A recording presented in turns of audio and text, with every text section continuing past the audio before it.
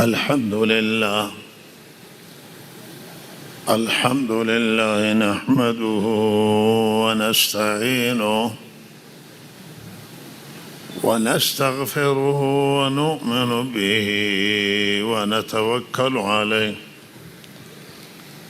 ونعوذ بالله من شرور أنفسنا ومن سيئات أعمالنا ونعوذ بالله من شرور أنفسنا ومن سيئات أعمالنا من يهده الله فلا مضل له ومن يضلله فلا هادي له وأشهد أن لا إله إلا الله وحده لا شريك له وأشهد أن سيدنا ونبينا ومولانا محمدا عبده ورسوله صلى الله تعالى عليه وعلى آله وصحبه أجمعين.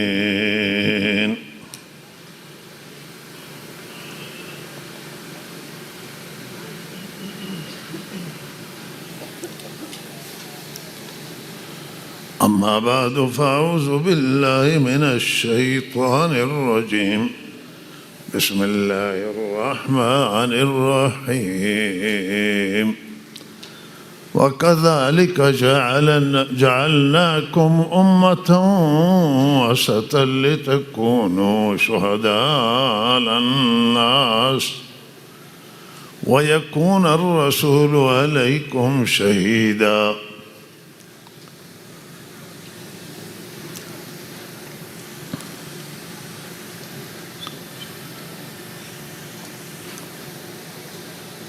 سروران گرامی و حضور عزیز،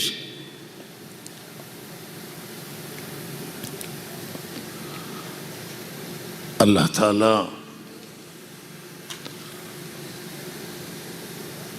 دین اسلام را دین اعتدال قرار داده. در دین اسلام نه افراط هست و نه تفرید.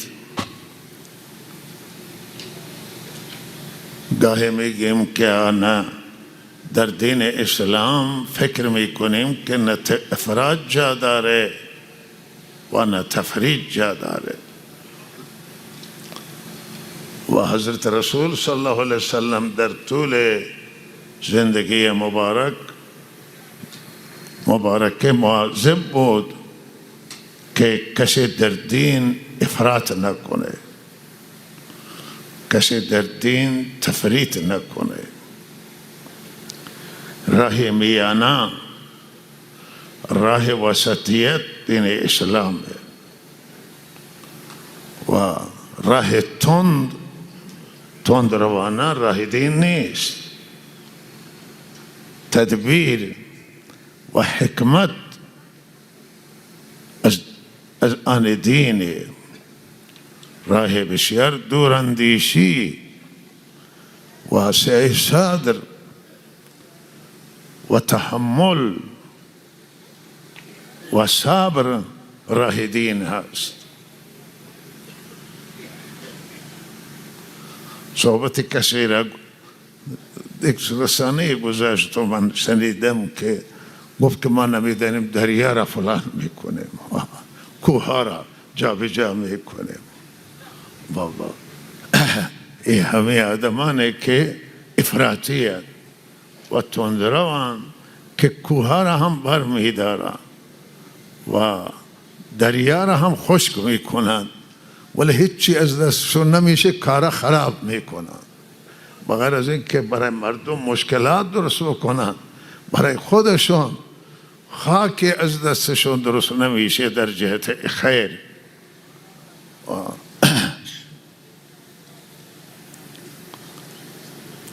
لہذا عزیزان، راہ میانه، راه متوسط، راه مستقیم، راه راست، راه دین اسلامه. در اسلام انحراف نیست، کجی نیست، تندروی نیست و نه در اسلام کوتاهی و سستی و بیحالی و بی‌تفاوتی راه داره. نه، اسلام دین عمله و عمل گرایی است. اسلام دین تحمل و دوراندیشی و فکر و تدبیر و دین احساسات نیست. احساسات کار خراب میکنه، دین خراب میکنه، به دین ضربه میزنه، تیشه به ریشه دین میزنه. احساسات و خشم و تندروی ضرر داره. حالا ما در جهان ضررش میبینیم و توی تمام مسائل، توی مذهب وقتی که افراط میاد، دشمن مذهب تندرویه. اما مذهب بدنام میکنه، مذهب شکست میده. و افراط در دین اسلام دین ضربه میزنه و دین خراب میکنه. و افراط های سیاسی باید که سیاست که میآید خیلی تندروی ها را اعتدال میبخشه. چرا که در سیاست همه چیز باید دیده بشه، توی دین هم باید همه چیز دیده بشه.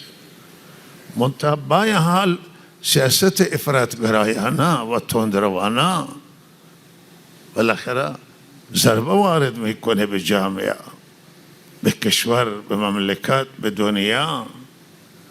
و نظام دنیا را افراط به هم میزنه.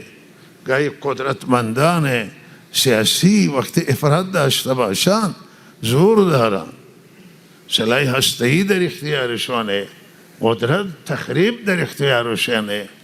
اینا اگر به افراط آمدن دنیا را میسوزن و خطر، این خطر هم برای همه بشریت و افراط به طور کلی برای تمام انسانیت خطرناکه، برای دین خطرناکه، برای دنیا خطرناکه. و اما راه رحمت الله نه افراط و نه تفریط، راه میانه و راه انبیاء علیهم السلام راه میانه بود. راه حضرت رسول صلی الله علیه وسلم راه میانه بود. آن حضرت با درایت، با حکمت، با تدبیر، با حلم، بردباری، حوصله، تحمل دیگران کارش به دنیا را گرفت و مسلمانان در دنیا پیش رفتند. مسلمانان با افراط به جای نمی رسیدند، با تفرید دین اسلام به جای نمی رسید، ولی اعتدال بود، میان روی بود. قرآن کتاب اعتداله و شما بینید که تمام آیاتش حکیمانه و تمام برنامه‌ای که برای بشریت آورده قرآن عظیم و شان صراط مستقیم، راه راسته، راه میانه و الله در بر سر صراط مستقیم و این الله تعالی همین میفرماید که من بر صراط مستقیم قرار دارم. جنت به صراط مستقیمه، حضرت رسول صلی الله علیه وسلم بر صراط مستقیمه و این راه مستقیم راه سعادت، راه تندروی، راه کوتاهی، بدعات، خرافات، اینها از مسیر اعتدال خارجه و بر مسیر افراط و تفریط. گاهی تفریط در حدی است و کوتاهی که آدم انسان ها با الله شریک میگیرند و مسیر درستا ویل میکنن، از راه صحیح انحراف پیدا میکنن در راستای فرات و تفریط و لحظه نقصان دارن. ما اگر توی همه معاملات و مسائل نگاه کنیم، بریم توی مسائل مختلف، متاسفانه در همین وصلت هایی که انجام میگیره همینه که و دقت لازم انجام نمیگیره در وقت وصلت. عقد و ازدواج و اینها گاهی به خاطر وصلت ها به خاطر برادر انجام میگیرن، گاهی به خاطر خواهر انجام میگیرن، میگه خواهر مراجعه کرده، و گاهی میگه برادر مراجعه کرده، گاهی میگه عموی نزدیک. بابا وصلت به خاطر قرابت درسته، وقت خوب هست که دو طرف دختر و پسر هر دوتا بالاخره با هم تناسبی داشته باشن، آینده بتوانه زندگی کنن و قرابت واصل کنن، خواهران و برادران با هم نزدیک کنن، خویشاوندان با هم نزدیک کنن. اگر پسر نامناسب باشه و ناتوانی باشه و پسر بالاخره علمی و اخلاقی و تربیتی داشته نباشه، دینی داشته نباشه، دنیایی داشته نباشه برای زندگی، و آینده این به بومبست گیر میکنه. نتیجه چه میشن؟ نتیجه میشه که همون برادر با برادر درگیر میشه، خواهر و برادری که دوست بودن با هم درگیر میشن، دو تا خانواده که یک خانواده بودن به هم میفاشن و جدا میشون و خیلی ضرر پیدا میشه. و وصلت نباید برای روح خاطر باشد، وصلت نباید تنها برای قرابت باشد، وصلت به خاطر تناسب دختر و پسر باشه.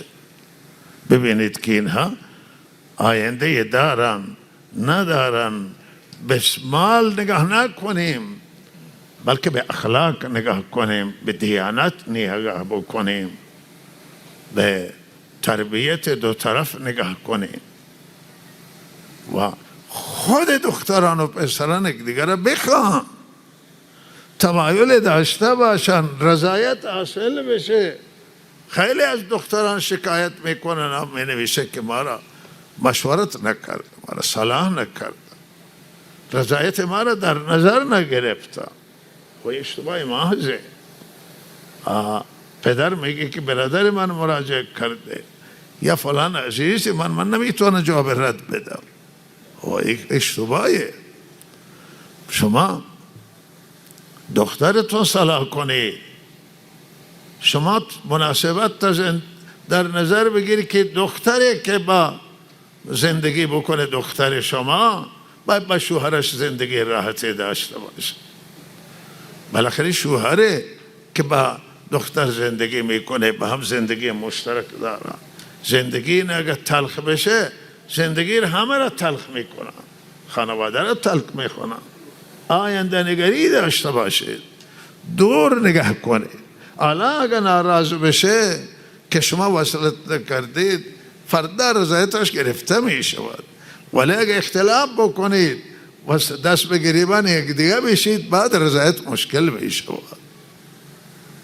و این دوراندیشی خیلی حیاتیه، همون اعتدال، همون میان روی است نسبت به زنان.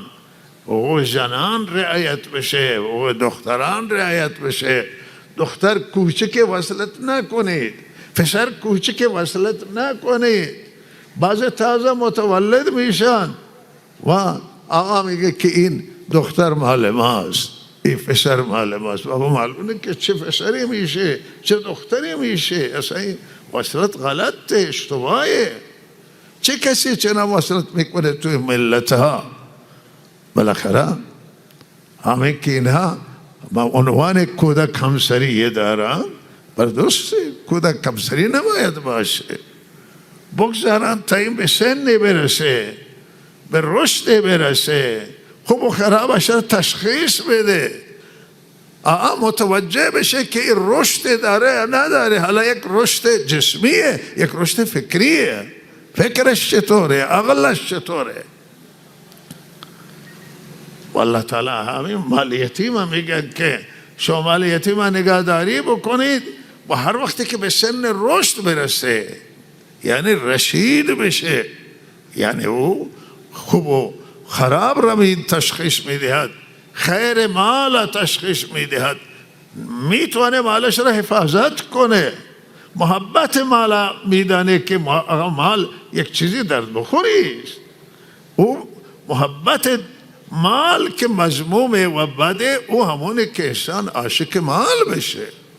حق و حقوق شرعی و حقوق انسانها را از مال ندهد. این حب ضرر داره و افراط هم این تندروی است. و لحاظا میگه مالا ندید مال یتیم به او ضایع بکنه، بلکه بگذاری به سن رشد برسه. حتی بالغ که میشه بعد نگاه کنن که علی که از لحاظ فکری به بلوغ رسیده. امام ابو حنیفه فتوایی داره، میگه از لحاظ سنی بالغ شده، ممکنه بیشترین انسان ها به بلوغ فکری هم برسن، ولی بعد نه، بعضه بالاخره نارسایی فکری دارن و شما مالا به دستشون بده ضایع میکنه و شما مالا نگهداری کنید.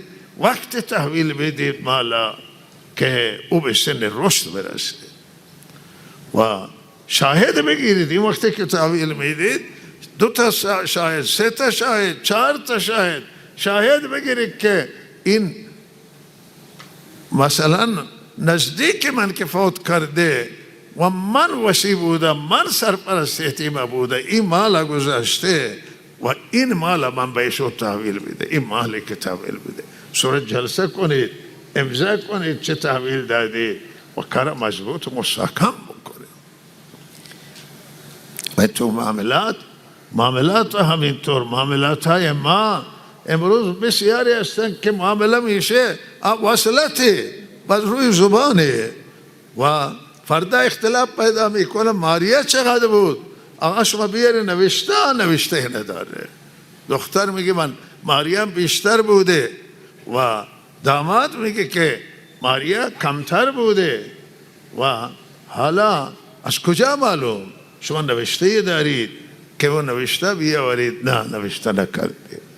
و الله تعالی میگه شما وقتی که معامله به دین میکنید، معامله به دین یعنی که برای پول آینده پرداخت میشه یا جنس آینده پرداخت میشه، این مکتوب کنید. یا ایها الذین آمنوا اذا تداینتم بالدین الى اجل مسمى فاکتبوه ولیکتب بینکم کاتب بالعدل. و میگه شما نویسنده معتدل عادلانه بنویسه، انصاف بکنه در نوشتن و معامله بنویسی. یک رکوع تقریبا یا بیش از یک رکوع، بالاخره یک صفحه و خورده آیات در قرآن عظیم و شان تمام روی همین مسئله است که معاملات وقتی انجام بدید اینا مکتوب کنید، حسابها را بنویسید. کسی پول دست شما داره بنویسید پول در فلان تاریخ دست من افتاده، بعد هرچی که او پول میبره بنویسید فلان تاریخ فلان تاریخ. اگه امضاش را بگیرید خیلی راحت تره، امضا بگیر و بده. بانک ها امضا میگیرن، جایی که بالاخره ادارات رسمی هن و مراکز پولی رسمی هن مالی هن، اونها امضا میگیرن، بدون امضا نمیدن. و این خیلی مهم هست که روی اصول، روی صحیح کار انجام بگیره و این کاری که با مشورت بشه، در رابطه با وصلت ها مشورت کنیم و این بهترین کار میشه، نتایجش بهتر میشود و خیر از الله تعالی بخواهیم. و متاسفانه امروز در همین مراسم عروسی چه اندازه افراط موجوده و چند از اسراف موجوده. خلق را دعوت میکنید، چه نیازی به دعوت کردن چندین هزار نفر و کشتن گوسفند و بالاخره شما یه جمعی را دعوت بکنید. و حدیث آمده عالم ولو بشات، شما ولیمه بدید گرچه اندازه گوسفند بشه. و یه معلوم میشه که در صدر اسلام در همین اندازه ولیمه بوده. و گوسفند بکش، 40 نفری را دعوت کن، 20 نفری را، 30 نفری را و ازدواج و دنیا را دعوت بده و نان بده و برو. گاهی ما میگیم که شوخی میکنه که نان مجانی شما میدید، نان میدید و هیچی به هیچی. بابا شما حداقل اینجا که نان میدید بالاخره اینجا ذکر الله تعالی را بکنید، بیارید سرود اسلامی بخونه و بیارید که بالاخره آیات تلاوت بشه. بعضی خیال میکنن که قرآن فقط در وقت عذاب آیت تلاوت بشه، وقتی که کسی میمیره آن نوارا روشن میکنن و در وقت خوشی نه. قرآن کتابی است که نشاط میده، خوشحالی میده، ارتباط برقرار میکنه بین ما و بین الله، بین اهل زمین و اهل آسمان.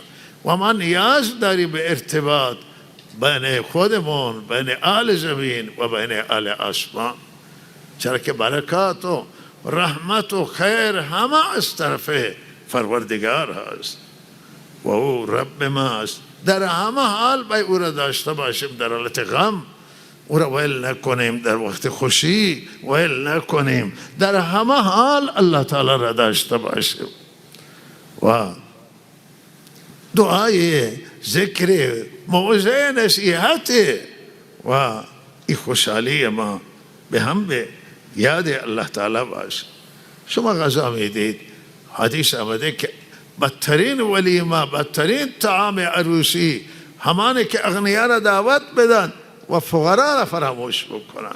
شما اغنیا هم دعوت بدید، بعضی افراد پایین و که نیاز دارن به غذای خوب بدید، اونا را هم دعوت کنید، خیر و برکت میشه. اگر تنها اغنیا، ثروتمندان شهر شما ببینید، فقرا شهر داره، مساکین شهر داره، بی بضاعت داره، اونا را فراموش بکنید، این خیر بزرگی از دست شما رفته است. و برای مصرف پول، اگر پول اضافی هست، این پول اضافی را بده به همین پسر و دختر. کسی همین میخواست که هزینه بکنه و حالا من دقیق یادم نیست جزئیات، ولی گفته که شما این پول اضافی را بده به همین پسر و دختر که خرج بکنن. شما مختصر کن و مختصرش کرد و بالاخره این مختصر بشه، در او خیر و برکت میشه، در او الله تعالی رضامندی میشه. پول اضافی بده به پسر و دختر که شما برای خود وسایل بگیرید و این خوب است که شما اگر حتی او داماد میخواهد و پدر داماد، خانواده داماد میخواهد هزینه کلانی بکنن، بریزن، اسراف بکنن، شما اینا این پولا بیارند و به دختر. اگر اولیاء و خانواده دختر میخواهد هزینه زیاد بکنه، هزینه را بده هم به همینایی که تازه تشکیل میده زندگی، نیاز به وسایل دارن، نیاز به امکانات دارن، برای خودشون زندگی درست بکنن و الله تعالی توفیق بده.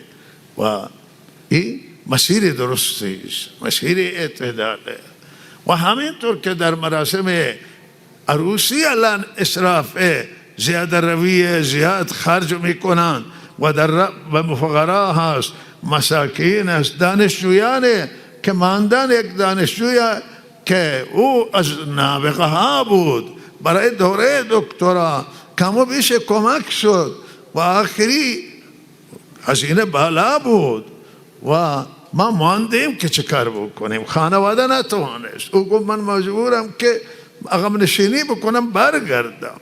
و گفت من نظر کردم که اگر من دوره های دکترام بگیرم و تحصیلم را تکمیل بگردانم، من زندگی رو وقف جامعه میکنم، چرا که برای من خانواده خرج نکرده، برای من جامعه مردم خرج کرده. و ما حیران شدی از چی کار کنیم. آخر قرضی شد. بابا تو یک مراسم عروسی همه هزینه که میشه میتونه که شما چندین دانشجو را کمک کنید و در دانش آموزان کمک بکنید، برای اونها ابزار و آلات و قلم و دفتر و غیره برید نوشت افزار خرید کنید و اینها را کمک بکنید، اینها را مساعدت بکنید. یک انسانی که خانه‌اش را کار کرده و سقفش مانده و در بدر میگردد، یک انسانی که سرپناهی نداره، ما برای او سرپناهی میتونیم بسازیم و این کار انجام بگیره و مالا ضایع نکنیم، مالا به هدر ندیم. اینن همه حالات اعلی در مراسم عزا پیدا شده است. کم کم اون چیزای گذشته که اینا را علما گذشته نصیحت کردن و مردم ترک داده، حالا 2 مرتبه احیا میکنن و پذیرایی آنچنانی انجام میده. و بابا این عزایی است، این عروسی نیست. اگر شما خیراتی دارید، این رای خیرات این نیست که با اهل میت و خانواده میت به جای که در فکر کفن و دفن و مراسم عزیزشون باشه که از دست داده گریه میکنه، از اون فکر که از کجا وام بکنیم، از کجا روغن بخریم، از کجا گوشت. و کسی گفت که به یک کساب مراجعه شده و کسی رفته اونجا و برای کسی میگشته و گفتن که اینها 700 میلیون تا گوشت از من بردم برای همین مراسم عزاداریشون. فاتحه داشتن، مردم می آمدن، این را غذا می دادن. 700 میلیون تا من گوشت. بله یاد یک عزیزی افتادم که اگه من نامش را بگیرم خیلی ها میدونند او را و او گفت که پدر من فوت کرد.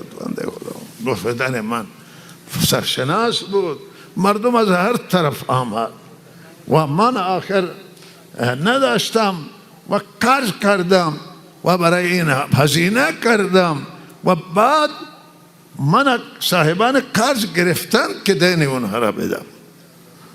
او خیلی مال قابله. گفت که من راه ندیدم و رفتم از افغانستان تریاک گرفتم، تریاک بیاورم و تریاکا را به فروش برسانم، دینی نده بکنم. من دولت گرفتم، مامورین گرفتن، گو نمیدانم 10 سال چقدر 20 سال در کرمان زندان بوده و بالاخره بعد از زندان آزاد شده آمده.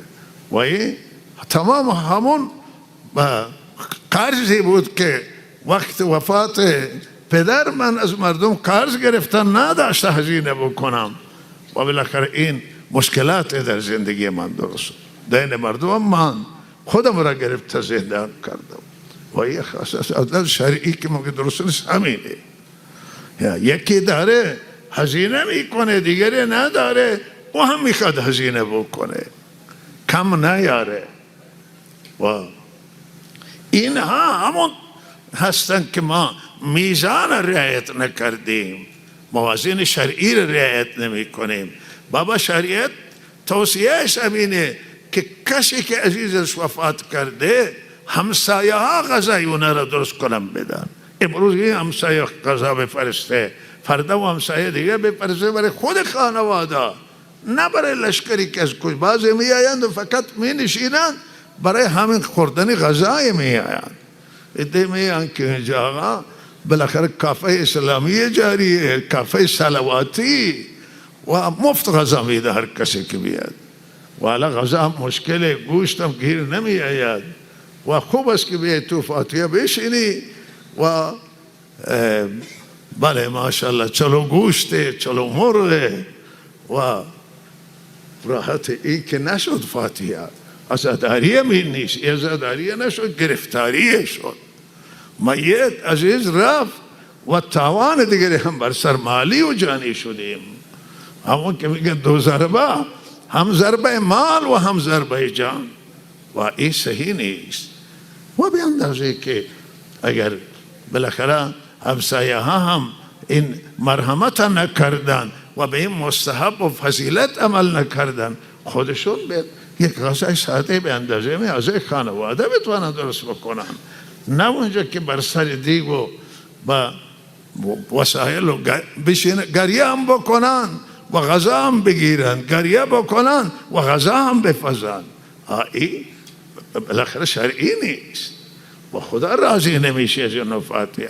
تکلف نکنید، زندگی را ساده بگیرید، مراسم عروسی ساده، مراسم عزا ساده، و نیازی نیست که خلق بیاد بشه. بله اگر کسانی می نشینه وقت غذا آهسته بلندشون بره خانه خودشون غذا بخورن. اگر نزدیکن صاحبان دردن میان برای تسلیت اونا معنی وجود نداره، ولی اینا وقتی که بیان بشینن طرف مجبور بشه که فکر غذا اینا را بکنه. و این مسائلی که در این داره خیلی مشکل درست می شود. و اگر ما راه اعتدال اختیار کنیم، ما یعنی روی را خاطره تعریف بکنم که اسم سلواتی را کافه سلواتی، ما یه زمانی همون زمانی که جنگ ایران و عراق بود، بالاخره هیئتی رفتیم که اونجا بازدید بکنیم. خرمشهر این زمانه هنوز دست عراقی ها بود و این وقتی که رفتیم فکر کنم فتح شده بود یا آبادان دست ما بود، ولی خرمشهر فکر کنم نبود. همینطوری مسائل و از جبهه جنگ اونجا می رفتیم کافه سلواتی بود. کافه سلواتی به معنی این که چای می دادن دیگه، غذای چیزی نبود، چای مجانی، چای بخور پول نده. ما شنیدیم که قاضی قاضی سلواتی معروفه، گفته چای سلواتی کافه سلواتی ما دیدیم ولی تعالی قاضی سلواتی ندیدیم. حالا خدا بدانه که و هر کسی که هم میرسه اعدامش زود میده که قاضی سلواتی و معروف در ایران به تندروی. و اینکه بالاخره گفته که ما شاید پرسیده که نام این سلواتی باشه، گفته نامش، من کسی پرسید گفت نه این معنی نه که اعدام مجانی میده و زود میده، گفته این قاضی سلواتی اسمشه. و گفته که اسمش سلواتیه، بله معلومشه که این سلواتی تأثیری داره، اثر داره و بالاخره وقتی که اسم سلواتی باشه حتما تأثیر داره که سلواتی در ایران به چیزی میگن که مجانی باشه، شما رو مفت بدن. این عرض حضور شما که بالاخره اینطور نباشه، همه چیز باید دقت و بالاخره توی مسائل اعدام، توی مسائل حکومت داریه و تو تمام مسائل اعتدال. ما متاسفیم از این بابت که مثلا در مردم ایران، ملت ایران از تندروی حاکمان هم باز حکومت مسئولان، نمیگه همه تندروان، ولی تندروی در ایران غالب شد یک زمانی و الان هم بیشتر همونان که تصمیم میگیرن که متاسفانه تندروی دارن و تندروی ضرر میکنند. مردم ایران که متضرر شدن و ضرر کردند از افکار تند و از روش تند، و در حالی که بهترین روش اعتدال دین هم که ضرر میکنه و متضرر میشه، از روی ضربه میخوره به دین، از تندروی. اگر پیروان دین اسلام و مسلمانان هر طیفه باشه تندروی بکنه ضربه میزنه به اصل اسلام. و الان علیه دین در دنیا خیلی تبلیغ میشود، هم که دین فلانه، در دین تندروی نمیدنه، دین نمیتونه حکومت بکنه. این همه در ایران دو تا فکر بودن. یک فکر این بود که حکومت اسلامی میتوانه، و یک فکر این بود که نه، حکومت اسلامی نمیتوانه، باید دین و سیاست جدا بشه. و یک فکر این بود که نه، دین و سیاست میتوانن با هم باشن. وقتی که سیاست درست باشه، وقتی دین اعتدالی باشه، شک نیست که به راحتی میتونن که کار کنن. ولی افراط و تندروی به این فکری که دین اسلام و سیاست میتونه کاملا با هم درست جمع بشن و بالاخره میتونه کشور اداره بکنه، میتونه آسایش به بر میارد، این فکر خیلی ضربه خورده. الله همه شعارها داده میشه که سیاست باید از دین جدا کرد. چرا که این از تندروی این ضربه وارد شد. اون موضع اعتدالی متاسفانه نقصان میبینه از این که تندروی انجام بگیره. تندروی در قضاوت و تندروی در بخش اعدام، تندروی در محاکمه ها و فرمانده سازی ها و در تمام شؤونات، در اقتصاد، در معیشت، در همه مسائل اگر ما از مسیر اعتدال خارج بشه نقصان میبینه. و نقصان نتیجهش این بشه که الان بالاخره بگن که دین باید از سیاست جدا بشه، چون دین نمیتونه اداره بکنه و دین به بنبست گیر کرده، حکومت دینی به بنبست، و بگن که نظام دینی به بنبست مواجه شده هست. این نقصانش این میشه. این نقصان از تندرویه، از تکرویه، از اینه که مشوره با صاحبان کار نمیشه، از اینه که راه قرآن عظیم الشان، راه حضرت رسول صلی الله علیه وسلم، راه صحابه و اهل بیت را ما از علی رضی الله تعالی عنه که حکومت در دست داشتن، ما نتوانستیم که به مسیر اونها عمل بکنه، رای درست عمل بکنه. نتیجهش ناراضگی مردم و این مشکل. اینن حالا در مسائل روز که ما بریم بروزتر، مسئله فلسطینه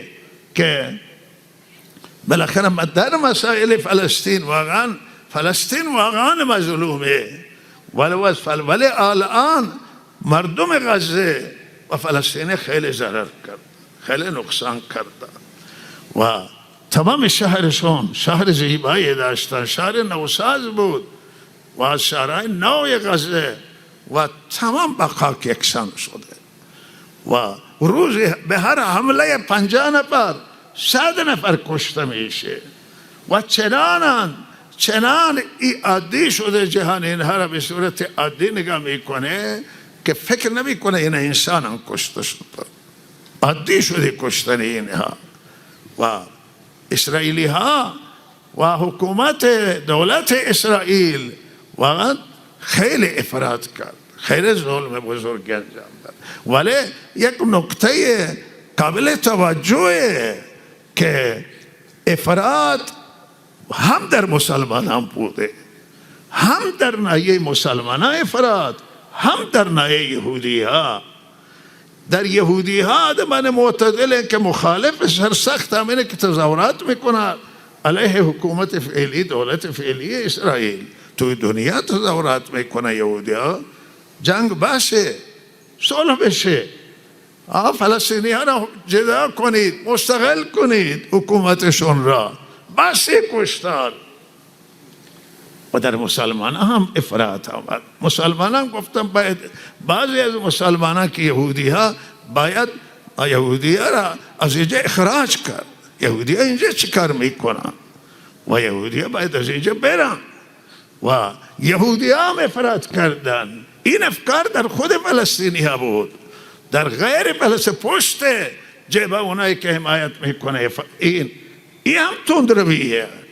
و اسرائیل تندروی اسرائیل که میگه فلسطینی ها باید برن، من سرزمین فلسطینی رو بگیرم، هنوز باید سرزمین قلمرو من باید ادامه پیدا بکنه در بلاد اسلامی.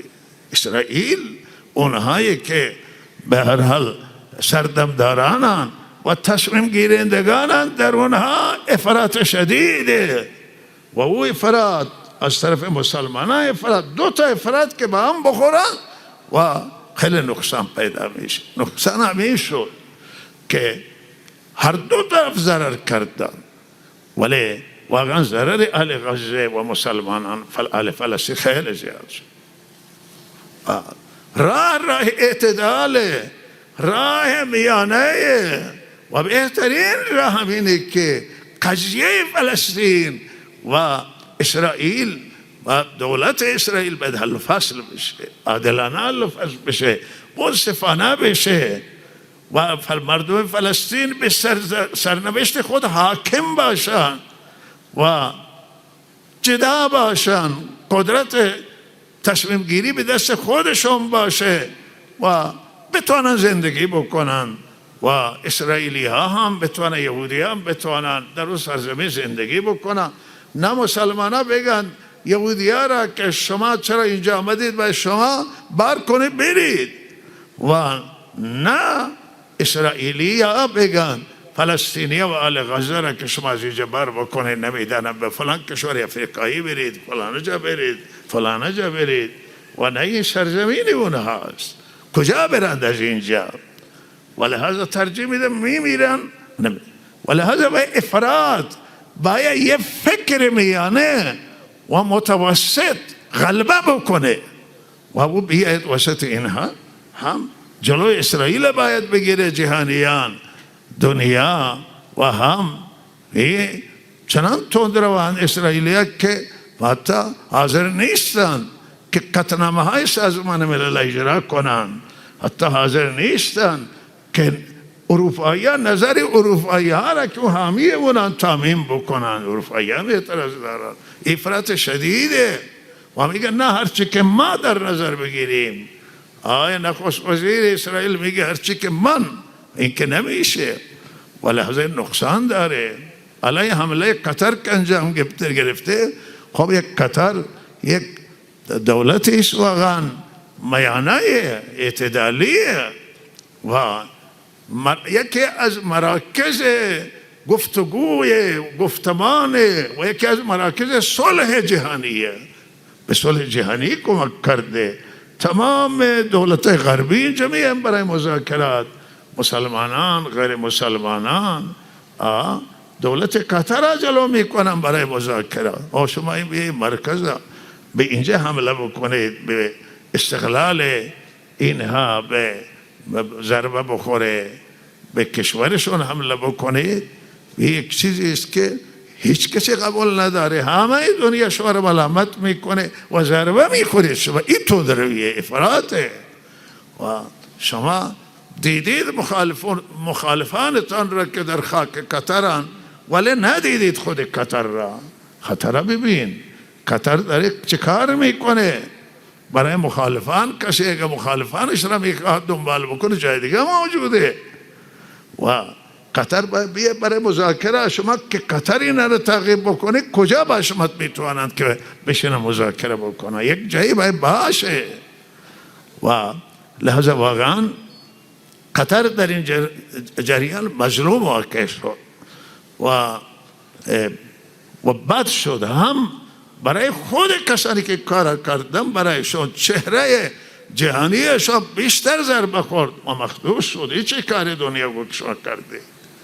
ملامت کرده همه دنیا. ما هم ملامت میکنیم موضوع را و ما امیدواریم که دنیا به تفاوت ننشینه، مسلمانان اعتدالی میانه به تفاوت ننشینن، جلو بیاید، دنیا جلو بیاید و این مسئله را نگذاره که بیشتر بالاخره نقصان تا آخر رفته، تباهی و کشتار زیاد شده است، ولی جلو این مسائل گرفته بشه. و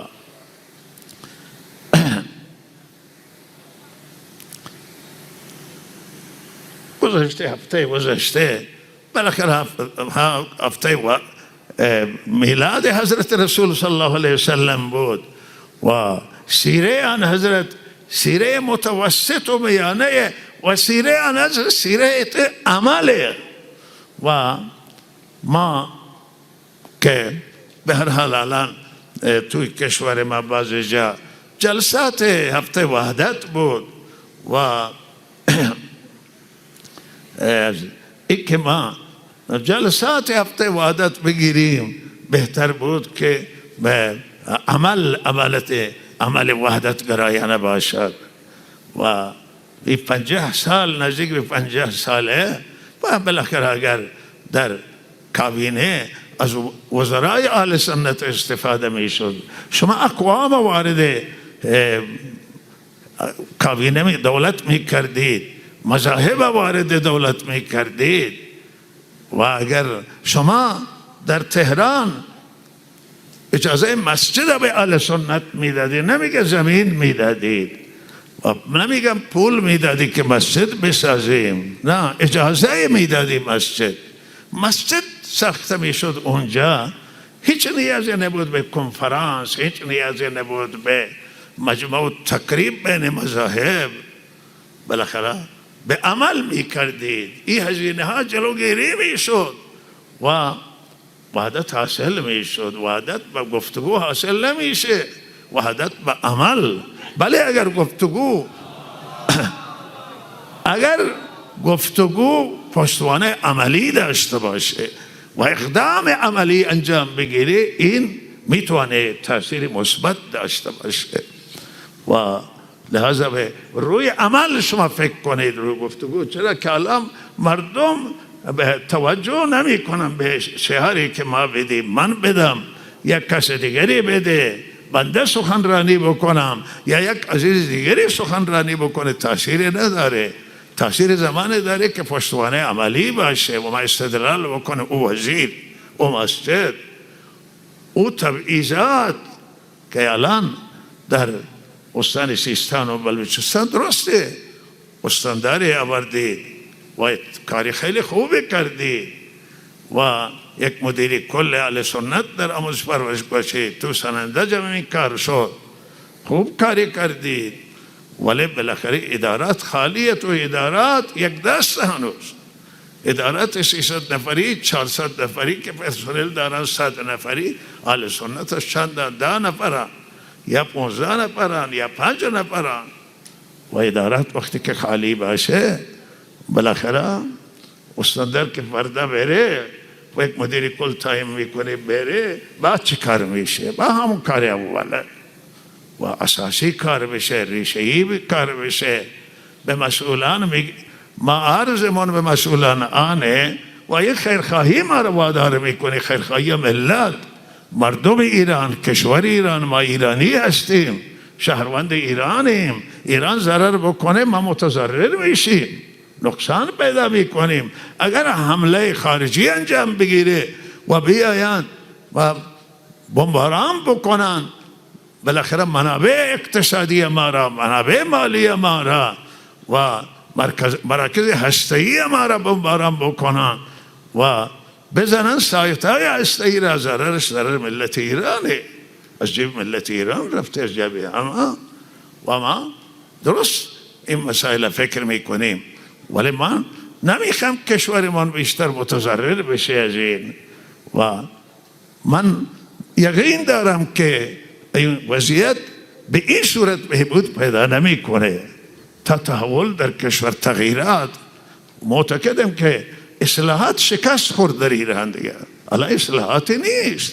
با اصلاحات وضعیت برگشت نمیکنه و ملت ایران راضی نمی شود. الان تغییرات میخواد، تغییرات ژرف و بزرگ نیازه، سیاستهای داخلی، سیاستهای خارجی بازنگری بشه و تندروی در مراکز تصمیم گیری و مراکز قدرت نباید بتوانه که نظر خودش را تندرو عمل بکنه.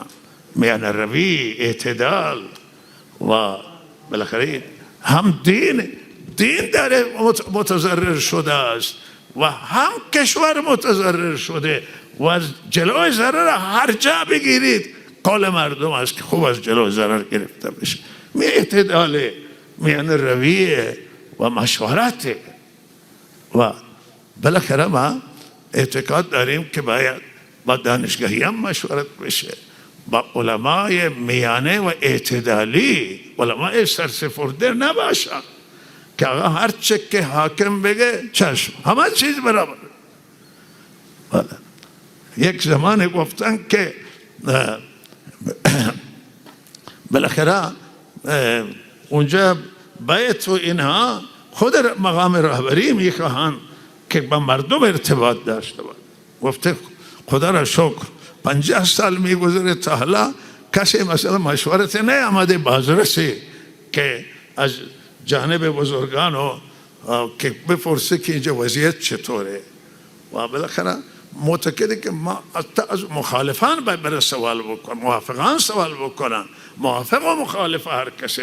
من مخالف نیستم، منتقدم و کار ما همینه که خیر همه را بخواهیم، اما کشور به نیاز تحول بزرگی داره، تغییر بزرگی داره و گفتن که می آیند که مستقیم از مردم و ما گفته که خدا خیر کنه که یک وقتی به سراغ کسانی نرند که بلی قربان کنند و بعد متوجه شده که تمام کسانی را که آنجا معرفی کردند کسانی هستند که بغیر از بلی قربان دیگه هیچ کاری از دستون نمیشه، واقعیت را نمیتونم بگن، مسائل مردم نمیتونن بیرون چه میگذره، حق این باید گفته بشه و این نه گفته که این بالاخره او کسانی که باید میرفتن افراد را معرفی میکردن که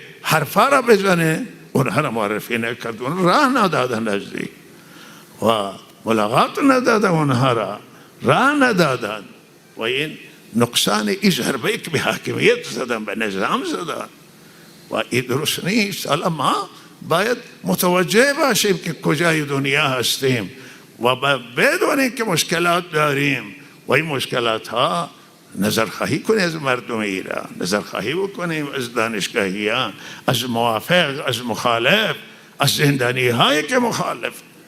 گفتن زندانی ها را مشورت میکنه رئیس جمهور، گفته که اینا زندان آزاد کنه و مشورت بکنه تا بتوانم مشورت صحیح بدن، درست بدن و الله تعالی همه ما را.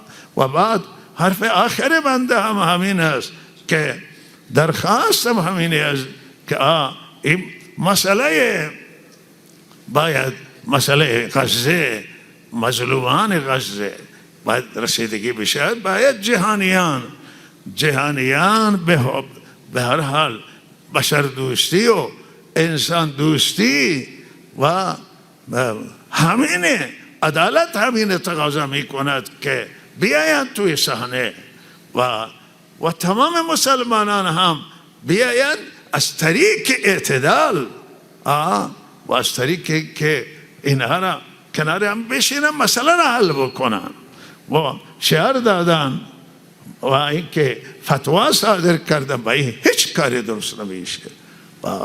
بیایی فتوای بدید و شعاری بدید که اینها را هم نزدیک کنه و مسئله حل بشه و جنگ متوقف بشه، کشتار بیرحمانه متوقف بشه، دست تندروهای از دو طرف کوتاه بشه و سرنوشت فلسطین گره بیشتر نخوره و تخریب نشود از تندرویه و هر دو طرف بالاخره فلسطینی بیشتر متضرر نشه و قربانی تندروی نشود و اعتدال و میان روی و وسط بیاد. الله تعالی خیر کنه و ما امیدواریم که الله تعالی همه را توفیق عمل عنایت کنه، راه صحیح، راه اعتدال، راه میانه، راه حلم و بردباری و این بیاید، راه حکمت و تدبیر و فکر و تدبیر جلو بیاید که بالاخره دنیا متضرر نشه و بیشتر ضرر نکنه ما و ملت های دنیا. و صلی الله علی سیدنا.